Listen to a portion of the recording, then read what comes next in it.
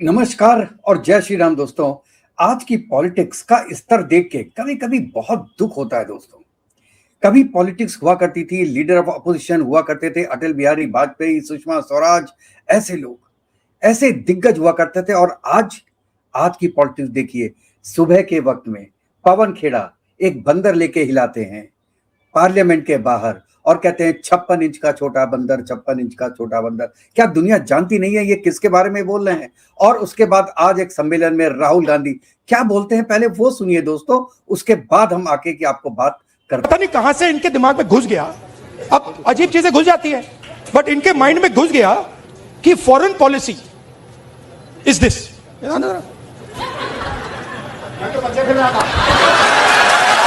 ये संदीप दीक्षित हैं, शीला दीक्षित के बेटे। आज शीला दीक्षित भी ऊपर से देख के आंसू से रो रही होंगी। आज लग रहा है जो बारिश होगी ना, वो शीला दीक्षित रो रही होंगी कि हम क्या कंट्री छोड़ के गए थे और मेरा बेटा क्या भवड़ा बन गया है। आप ये सुनिए ये क्या कर रहा है, और जिस हिसाब से ये राहुल गांधी के गले लग रहा है, मुझे तो यार पता नहीं, डाउट होता है इस आदमी पे। आप ये देखिए पूरा। अब पता नहीं किसने डाला, कहां से घुसा कि भाई फॉरेन पॉलिसी का मतलब imagine the ignorance foreign policy. एक चीज पूछ सकता हूं? हाँ, मिलनी समझ के तो नहीं पकड़ा था?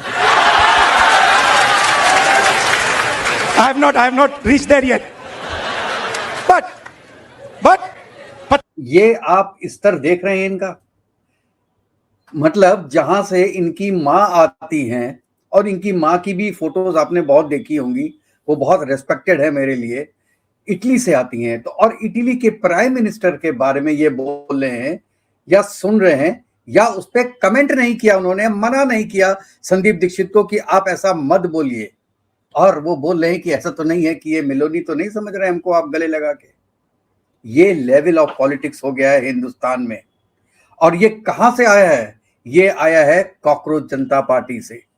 क्योंकि कांग्रेस ने भी देखा, बाकी पार्टीज भी देख रही हैं कि यार जितनी गालियां दो मोदी को, जो टॉप आदमी है उसको खूब गालियां दो, उससे क्या होता है, बूस्ट मिलता है, इंस्टाग्राम खुद बूस्ट करता है, और उसमें अलग अलग सोशल मीडिया प्लेटफॉर्म पे आपको बूस्ट मिलता है, आपके फॉलोअर्स करोड़ों में हो जाते हैं, और सबसे बड़ी बात कि आपको पब्लिसिटी मिलती है।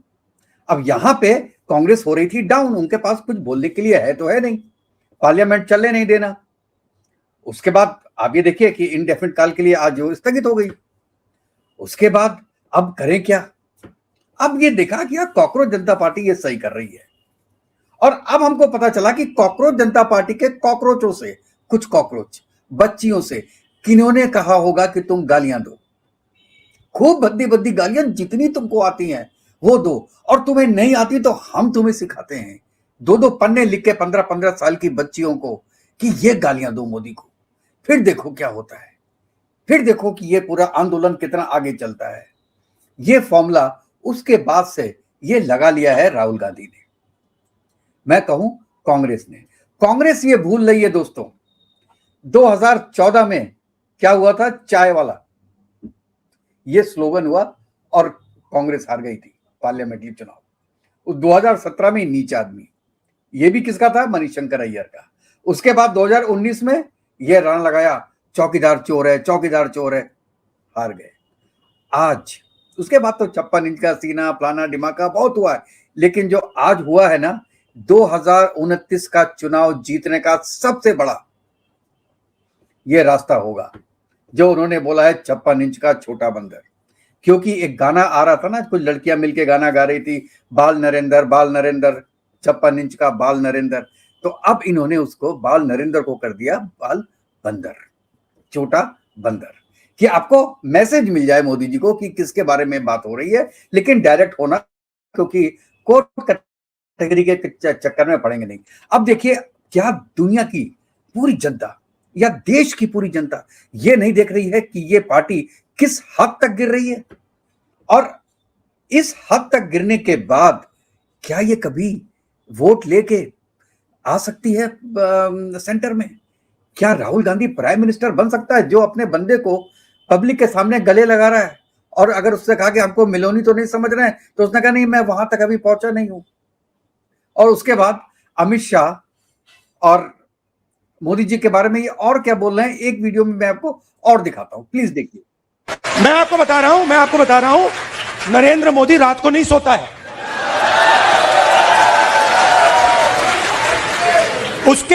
उसके अलग अलग कारण है। उसका एक ऑब्वियस कारण है और उसके बहुत सारे हिडन कारण भी हैं। आपने देखा अमित शाह सो कॉल्ड, क्या कहते थे उसको पहले, चाणक्य, और क्या कहते थे?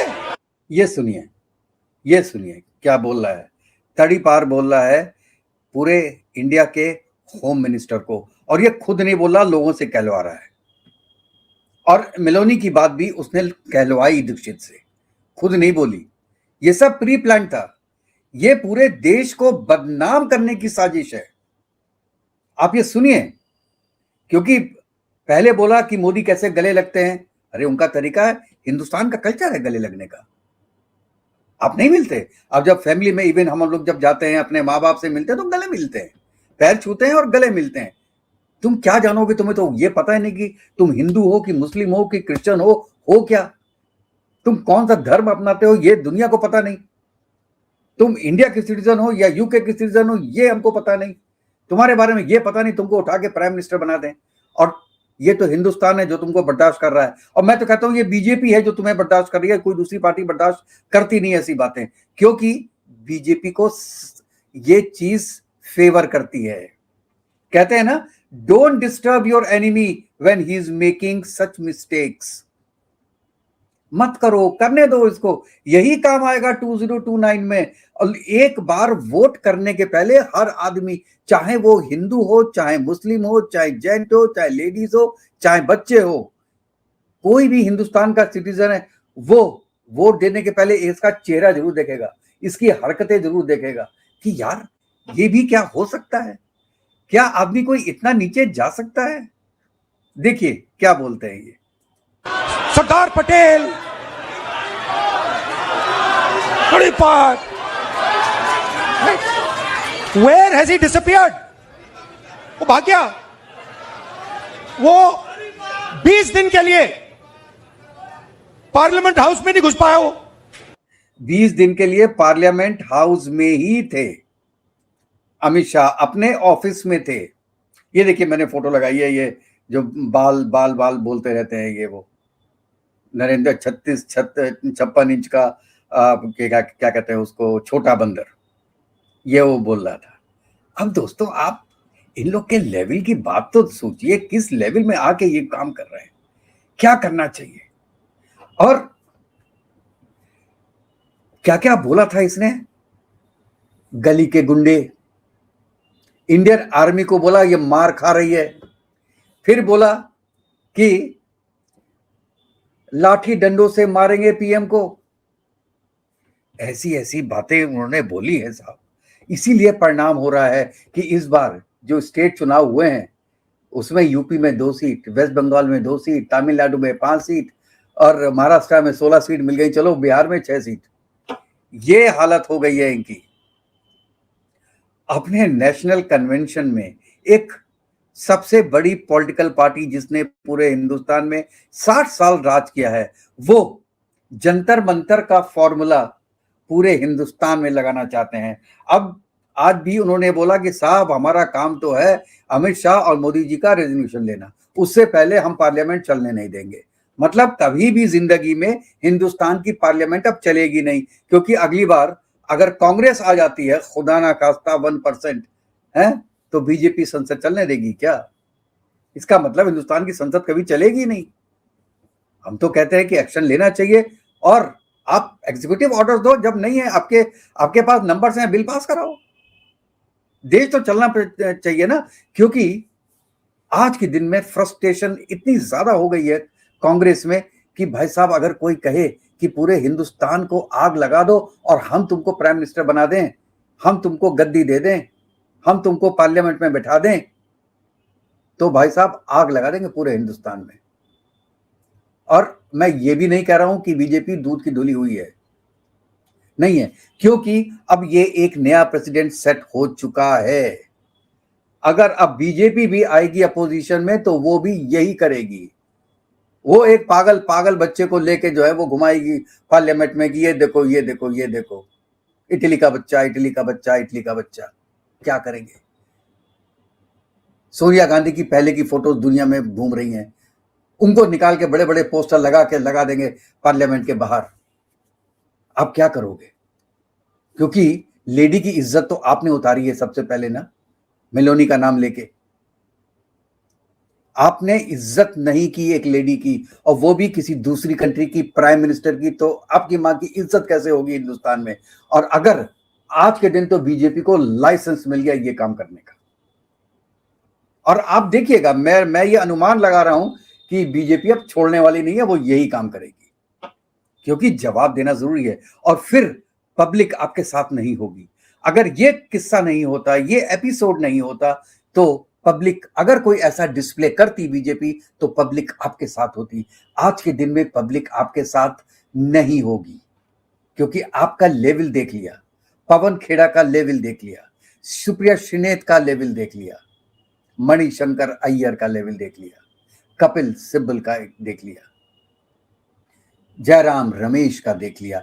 हमने सबका लेवल देख लिया कि वो किस हद तक जाकर हरकत कर सकते हैं, डिमीन कर सकते हैं गवर्नमेंट को और कंट्री को।